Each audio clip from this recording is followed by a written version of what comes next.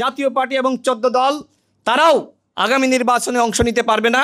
আমরা মনে করি আওয়ামী লীগের বিচার হবে আদালতে। শেখ হাসিনা যে অন্যায় করেছে আপনারা দেখেছেন।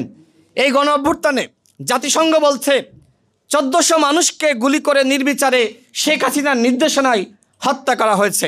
বিচারের আগে আওয়ামী লীগের নেতারা নির্বাচনে অংশ নেবে আর আমরা কি বসে বসে ললিপপ খাবো? কোনোভাবে না। আওয়ামী লীগকে প্রতিহত করা হবে।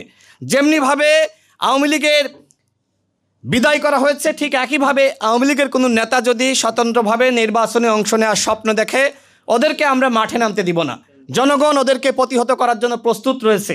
একই সাথে জাতীয় পার্টি এবং 14 দল তারাও আগামী নির্বাচনে অংশ নিতে পারবে না। এ বিষয়ে আমাদের জাতীয় ঐক্যমত দরকার।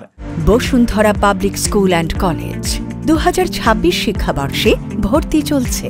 আমরা যদি আজকে মনে করি ভোটের জন্য ফ্যাসিবাদ এবং তাদের দোসরদেরকে আমরা আশ্রয় প্রশ্রয় দেব, সেটি হবে গণ অভ্যুত্থানের চেতনার সাথে বেঈমানি করা। সুতরাং ভোটের জন্য যদি আপনারা মনে করেন যে আওয়ামী লীগকে সুযোগ দিবেন, আওয়ামী লীগের দামি এমপির কাছ থেকে টাকা পয়সা নেবেন, তাহলে কিন্তু জনগণ আপনাদেরকে ছাড় দিবে না। ভোট হবে। আওয়ামী লীগের যারা সাধারণ এবং নিরীহ কর্মী ছিল তারা ভোট দিবে। তাদের সাথে তো আমরা জুলুম করি নাই। এই গণ অভ্যুত্থানের পরে আমরা কি আওয়ামী লীগের সাথে জুলুম করেছি? যেখানে উবায়দুল কাদের এবং তুফাইল আহমেদরা তারা বলেছিল যে যদি আওয়ামী লীগের পতন হয় তাহলে এক রাতে নাকি 6 লাখ আওয়ামী লীগের নেতাকর্মী মারা যাবে, তাদেরকে নাকি হত্যা করা হবে। এ ধরনের ঘটনা ঘটেছে। 6 জন আওয়ামী লীগের নেতাকর্মীকে পিটিয়ে এদেশের জনগণ হত্যা করেছে। এদেশের জনগণ গণ অভ্যুত্থানের পরে সহনশীলতার পরিচয় দিয়েছে। আমরা মনে করি আওয়ামী লীগের বিচার হবে আদালতে। আইনের মাধ্যমে আওয়ামী লীগের বিচার হবে। আমরা আইনকে অতীতেও নিজের হাতে তুলে নিই নাই।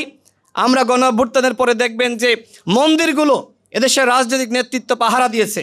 কারণ আওয়ামী লীগের প্ল্যান ছিল মন্দিরে মন্দিরে হামলা করা, হিন্দুদের বাড়িঘরে হামলা করা।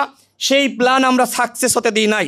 এমনকি আওয়ামী লীগের যারা জুলুম করে নাই, নিপীড়ন করে নাই, তাদের বাড়িঘরও কিন্তু আমরা দেখেছি গণ অভ্যুত্থানের শক্তি তারা পাহারা দিয়েছে।